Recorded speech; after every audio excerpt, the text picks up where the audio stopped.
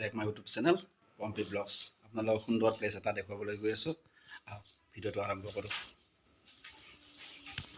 সুন্দৰ এটা পৰিৱেশ, ৰাজকদমতল হৰি মন্দিৰ তথা পাণ্ডা থান শিৱ মন্দিৰ আৰু এয়া বালিকা বিদ্যাপীঠ। এয়া শ্ৰী শ্ৰী হৰি মন্দিৰ পাণ্ডা থানৰ মুখ্য দুৱাৰ। শ্ৰী শ্ৰী হৰি মন্দিৰ পাণ্ডা থান।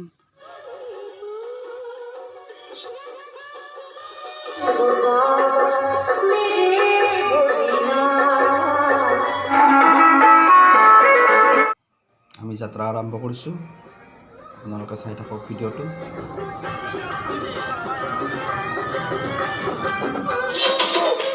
এয়া চৰাবৰীত অৱস্থিত শ্ৰী শ্ৰী মা কালীৰ মন্দিৰ। আমি ইয়াত দৰ্শন কৰিলোঁ।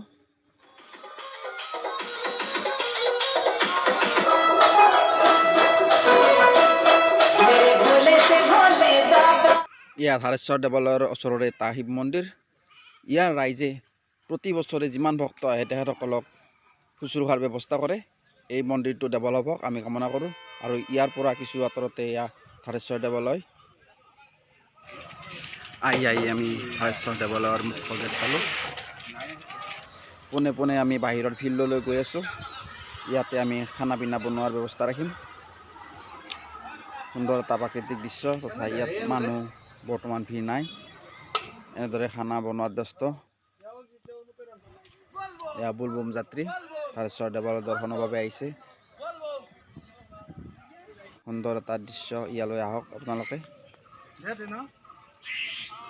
বুলবমৰ মাহত বুলি নহয়, যেন প্ৰতিটো সময়তে ইয়াত মানুহৰ ভিৰ দেখিবলৈ পোৱা যায়। এয়া মুখ্য মন্দিৰ, এয়া মন্দিৰৰ সভাঘৰ, বাহিৰৰ দৃশ্য এয়া।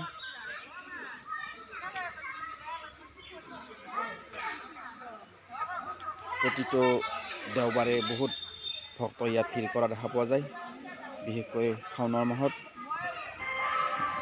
মণিকূটৰ ভিতৰৰ কিছু দৃশ্য আপোনালোকক দেখুৱাই আছোঁ। সঁচাকৈ ইয়াৰ সৌন্দৰ্য খুবেই ধুনীয়া। ইয়াৰ পৰা পোনে পোনে আমি আকাশী গংগাত স্নান কৰিবলৈ যাম। এয়া গণপতি বাপ্পাৰ মন্দিৰ। এয়া গণপতি বাপ্পা, কি সুন্দৰ এটা শিলত খোদিত প্ৰতিমূৰ্তি। এয়া সুন্দৰ পৰিৱেশ। এয়া পাহাৰৰ ওপৰলৈ গৈ আছোঁ আমি। এনেদৰে কিছু দূৰ গৈয়ে বাবা হনুমান বাবাৰ মন্দিৰ। এয়া বাবাক দৰ্শন কৰি আমি আকাশী গংগাত স্নান কৰাৰ বাবে আগবাঢ়িছোঁ। আগতকৈ বহুখিনি পথবোৰ উন্নত হৈছে। সুন্দৰ এটা পৰিৱেশ। এই শিলৰ পথেৰে ওপৰলৈ গৈ ভক্তই গংগা স্নান কৰে আৰু সেই জলকণ লৈ বাবাৰ চৰণত অৰ্পণ কৰে। সুন্দৰ এটা দৃশ্য, খুবেই ধুনীয়া ইয়াৰ প্ৰাকৃতিক দৃশ্য। ভক্তসকলৰ লগত একেলগে আমিও গংগা স্নানৰ বাবে বাবাক দৰ্শনৰ বাবে গৈ আছোঁ। আমি বহুখিনি ওপৰলৈ আহি ওপৰৰ পৰা সুন্দৰ দৃশ্য। এয়া তলত চাওক আপোনালোকে, যেন গুগল মেপৰ এটা প্ৰতিচ্ছবি। কিছু ওপৰতে এয়া আকাশী গংগা পাম আমি। আহক কেতিয়াবা সময় পালে ইয়াৰ প্ৰাকৃতিক দৃশ্য উপভোগ কৰক। হাজোৰ পৰা 10-12 কিলোমিটাৰ আঁতৰত বামন্দিৰ শিলগুৰিত এয়া হাৰেশ্বৰ দেৱালয়। ফাইনেলি আমি আহি আকাশী গংগাৰ সেই সুৰংগটো পালোঁ। এই সুৰংগটোৰে ওপৰলৈ গৈ ভক্তই স্নান কৰে আৰু ইয়াৰ পৰা জলকণ লৈ গৈ বাবাক দৰ্শন কৰে। সেয়া ওপৰত দেখিবলৈ পাইছে, ভক্তই স্নান কৰি আছে। সুন্দৰ পৰিৱেশ, সঁচাকৈ সুন্দৰ পৰিৱেশ। আহি ইয়াত মনৰ খুব আনন্দ পোৱা যায়। এয়া সূৰ্য অস্ত যোৱাৰ সময়ত ভিডিঅ' কৰিছিলোঁ। সুন্দৰ এটা ভিউ দেখিবলৈ পাইছোঁ। আপোনালোকে ইয়াত আহক, সন্ধিয়াৰ ভাগত আহক। আমি এইবোৰে স্নান কৰিলোঁ আৰু বাবাক দৰ্শন কৰাৰ বাবে আগবাঢ়িছোঁ। আজিলৈ সন্ধিয়া হৈ আহিছে। সোনকালে নামি গৈ বাবাক দৰ্শন কৰোঁ আৰু ইয়াৰ পৰা পোনে পোনে আমি গুৱাহাটীলৈ যাত্ৰা আৰম্ভ কৰিম। সঁচাকৈ সুন্দৰ ঠাই। ইয়ালৈ কেতিয়াবা আহক। এয়া বাবা বজৰংগবলীৰ মন্দিৰ। বাবাক দৰ্শন কৰি থাৰেশ্বৰ দেৱালয়ৰ বাবাক দৰ্শন কৰিম। তাৰ পৰা পোনে পোনে আমি গড়চুকত অৱস্থিত পামহি পাহাৰৰ ভীমাশ শংকৰ জ্যোতিৰ্লিংগলৈ যাত্ৰা আৰম্ভ কৰিম। এয়া থাৰেশ্বৰ দেৱালয়ৰ বাহিৰৰ দৃশ্য সন্ধিয়াৰ খুবেই সুন্দৰ। আৰু ইয়াৰ পৰা আমি পোনে পোনে গড়চুকত অৱস্থিত ভীমাশ শংকৰলৈ যাবলৈ আমি ওলাই আহিছোঁ। ভীমাশ শংকৰত যোৱা পথ আৰু এই পথতে এইখন বজাৰ। ইয়াৰ পৰা ফুল তুলসী আদি কৰি পূজাৰ সামগ্ৰী ক্ৰয় কৰিব পাৰিব আপোনালোকে।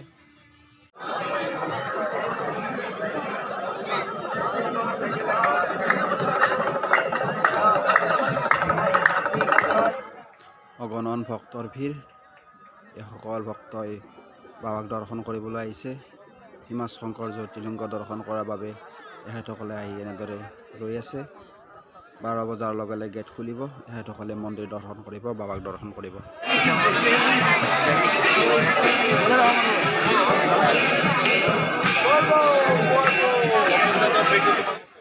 সমূহ ভক্তই এনেদৰে লাইনত ৰৈ আছে।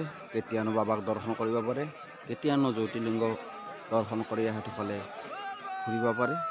এয়া মাত্ৰ অপেক্ষা। 12 বজাৰ লগে লগে এনেকৈ গেট খুলিছে আৰু ভক্তই বাবাক দৰ্শনৰ বাবে আগবাঢ়িছে। শাওণ মাহৰ প্ৰতিটো দেওবাৰে এনেদৰে হাজাৰ হাজাৰ ভক্তই বাবাক দৰ্শন কৰিবলৈ আহে।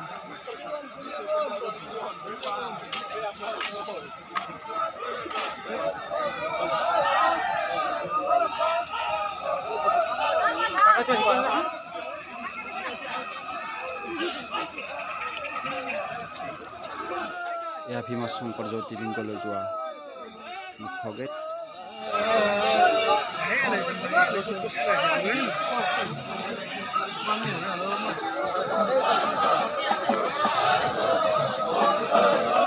ৰাতি 12 বজাৰ পিছত ডাকিনী পাহাৰত অৱস্থিত ভীমাশ শংকৰ জ্যোতিৰ্লিংগ দৰ্শনৰ বাবে এনেদৰে ভক্তই লাইনত ৰৈ আছে।